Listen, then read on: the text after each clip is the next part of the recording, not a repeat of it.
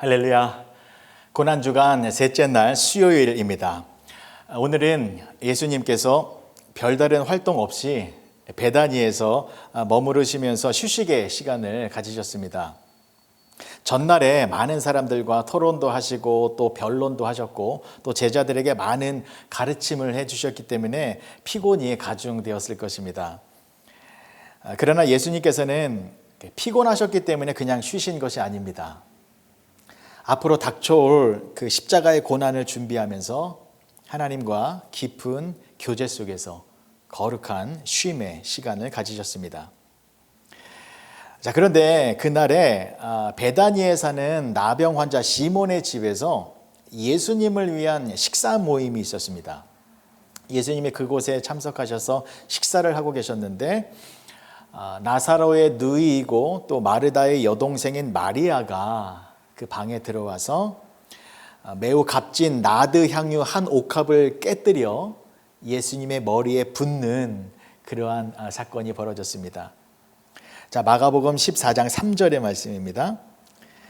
예수께서 베다니 나병 환자 시몬의 집에서 식사하실 때에 한 여자가 매우 값진 향유 곧 순전한 나드 한 옥합을 가지고 와서 그 옥합을 깨뜨려 예수의 머리에 부으니. 당시 나드는 그 인도에서 수입한 아주 진귀한 향유였습니다.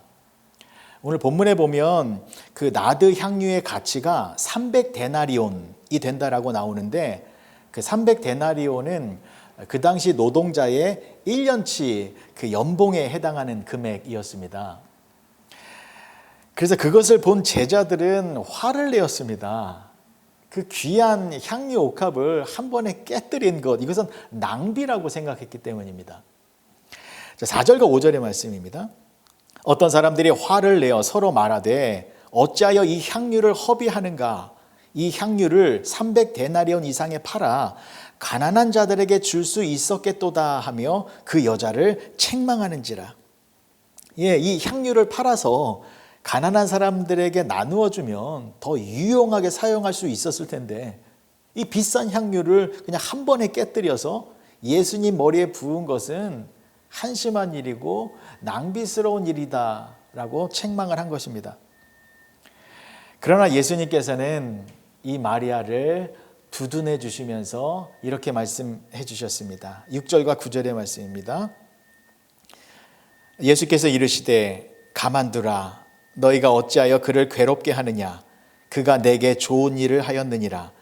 가난한 자들은 항상 너희와 함께 있으니 아무 때라도 원하는 대로 도울 수 있거니와 나는 너희와 항상 함께 있지 아니하리라. 그는 힘을 다하여 내 몸에 향유를 부어 내 장례를 미리 준비하였느니라. 내가 진실로 너희에게 이르노니 온 천하에 어디서든지 복음이 전파되는 곳에는 이 여자가 행한 일도 말하여 그를 기억하리라 하시니라. 아멘. 예수님께서는요, 이 마리아가 예수님의 장례를 준비했다라고 말씀해 주셨습니다. 그러니까 마리아가 향유 옥합을 깨뜨려 예수님 머리 위에 그것을 부은 것은 예수님께서 곧 죽으실 그 장례를 귀하게 생각하여 그것을 미리 준비한 것이다 라고 말씀해 주신 것입니다. 그렇다면 이 말씀이 맞는 말이라면 마리아는요, 어떻게 해서 예수님의 장례를 준비해야 한다, 이것을 알게 된 것이었을까요? 예수님을 3년간 따라다녔던 제자들도 몰랐습니다. 예수님의 죽음이 얼마나 귀한 것인지. 그래서 예수님의 그 죽음, 그 장례를 준비해야 된다, 제자들은 모르고 있었습니다. 하지만 마리아는 알고 있었다라는 것이죠.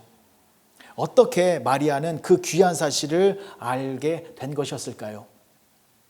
그 이유는 마리아는 예수님의 말씀을 집중해서 들었기 때문입니다. 자, 이 마리아에 대한 내용이 성경에 한 번 더 나오지요. 예수님께서 집에 오셨을 때에 언니인 마르다는 예수님을 대접하기 위하여 주방에서 분주했을 때에 마리아는 어디에 있었습니까? 예수님의 발 밑에 앉아서 예수님의 말씀을 듣고 있었습니다. 이렇게 마리아는 늘 예수님의 말씀을 사모하고 예수님의 말씀을 듣고 그 말씀을 묵상하는 여인이었습니다. 그래서 언제나 예수님의 말씀을 가까이 했기 때문에 그래서 마리아는 예수님의 죽음에 대하여 이해할 수 있었던 것이었고 또 그 예수님의 죽음이 얼마나 귀한 것인지를 알았기 때문에 그 비싼 향유를 예수님께 부으면서 예수님의 장례를 준비할 수 있었던 것입니다. 여러분, 이것은 저와 여러분들에게 너무나도 소중한 것을 알려주는 것입니다. 여러분, 우리는 예수님의 마음을 알아야 합니다.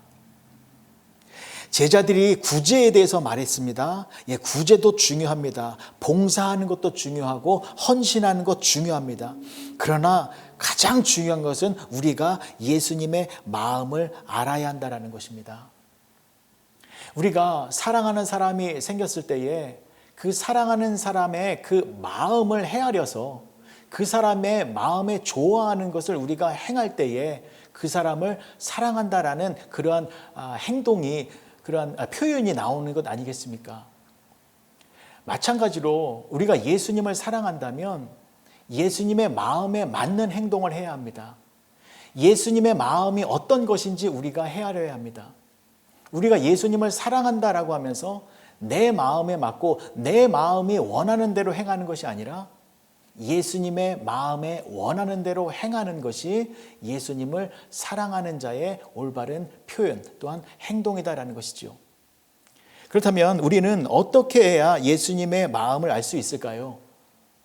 예수님의 마음을 아는 가장 좋은 방법은 하나님의 말씀을 읽고 하나님의 말씀을 묵상하고 그 말씀대로 순종하며 살아가는 것, 즉 말씀을 늘 가까이 하는 것이 예수님의 마음을 아는 가장 좋은 방법이다라는 것입니다. 마리아가 예수님의 마음을 알고 예수님의 장례를 준비할 수 있었던 것은 늘 예수님과 가까이 하며 예수님의 말씀을 듣고 묵상했기 때문입니다.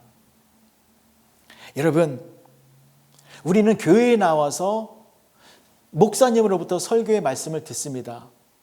그러나 그것이 전부가 되어서는 안 됩니다.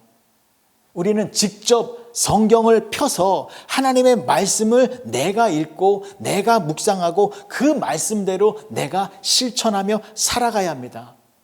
그렇게 하나님의 말씀대로 순종하며 살아갈 때에 예수님의 마음이 어떠한 것인지를 생생하게 알게 되는 것입니다. 사랑하는 성도 여러분, 이번 한 주간 예수님의 십자가의 희생에 대한 말씀을 집중적으로 읽고 묵상하고 그 말씀을 붙들고 기도하는 시간을 가져보시기 바랍니다. 그렇게 말씀을 통하여 예수님의 마음을 알고자 힘쓰고 애쓰며 나아가면 예수님께서 여러분들을 더 깊이 만나 주실 것입니다. 그리고 십자가에 못 박히신 그 손으로 여러분들의 마음을 만져주시고 여러분들의 모든 삶의 형편들을 어루만져 주셔서 여러분들의 모든 것을 새롭게 회복시켜 주실 것입니다. 그렇게 말씀을 통하여 예수님의 마음을 알아가시는 복된 성도님들이 되어 주시길 주님의 이름으로 간절히 축복합니다. 기도하시겠습니다. 좋으신 아버지 하나님, 은혜를 감사합니다. 예수님께서 고난주간 세 번째 수요일 날에 있었던 일 중에 마리아가 그 귀한 향유 옥합을 깨뜨려 예수님의 머리에 부으며 예수님의 장례를 준비하였습니다. 그렇게 마리아가 예수님의 죽음을 알고 그 귀한 죽음을 깨달을 수 있었던 것은 예수님의 말씀을 늘 가까이 했기 때문입니다. 예수님의 말씀을 가까이 했기에 예수님의 마음을 알 수 있었고 하나님의 마음을 알 수 있었습니다. 그리하여 예수님의 뜻, 하나님의 뜻을 이루는 그 뜻에 동참하는 귀한 일을 행할 수 있었습니다. 우리 또한 그렇게 하나님의 마음, 예수님의 마음을 알기 위하여 하나님의 말씀을 늘 가까이 하는 우리들이 되게 하여 주시옵소서. 말씀을 통하여 예수님의 마음을 알고 말씀을 통하여 하나님의 뜻을 깨달아서 그 말씀의 순종함으로 말미암아 하나님의 뜻을 이루어 나가는 우리 모두가 되게 하여 주시옵소서. 예수님의 이름으로 기도합니다. 아멘.